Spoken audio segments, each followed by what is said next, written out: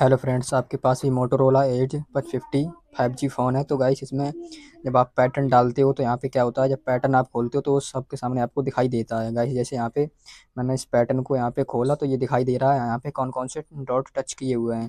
तो गाइस, इसको कैसे वैस करें कि ताकि आप लॉक खोलो तो किसी को पता ना चले यहाँ पे क्या क्या आपने टच किया है और लॉक खुल जाए।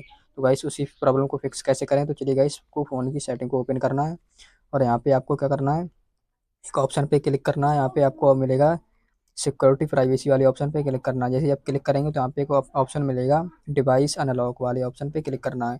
जैसे आप इस पर क्लिक करेंगे तो यहाँ पे स्क्रीन लॉक वाले ऑप्शन पे यहाँ पे क्लिक करना है। उस पर करो या ना करो, यहाँ पे सेटिंग पे क्लिक कर दो। जैसे आप सेटिंग पे क्लिक करोगे तो यहाँ पे ऑप्शन आपको दिखाई देगा गाइस, मेक पैटर्न विजिबल। तो इस वाले ऑप्शन को आपको क्या करना है, आपको डिसेबल कर देना है। जैसे आप इसे डिसेबल कर दोगे तो गाइस, यहाँ पे आप जब लॉक खोलोगे तो आपको शो नहीं होगा कि आप कैसे लॉक खोल रहे हो गाइस। तो गाइस देखिए, यहाँ पे जैसे मैंने यहाँ पे लॉक खोला तो यहाँ पे पता ही नहीं चला मैंने क्या क्या टच किए हुए हैं गाइस।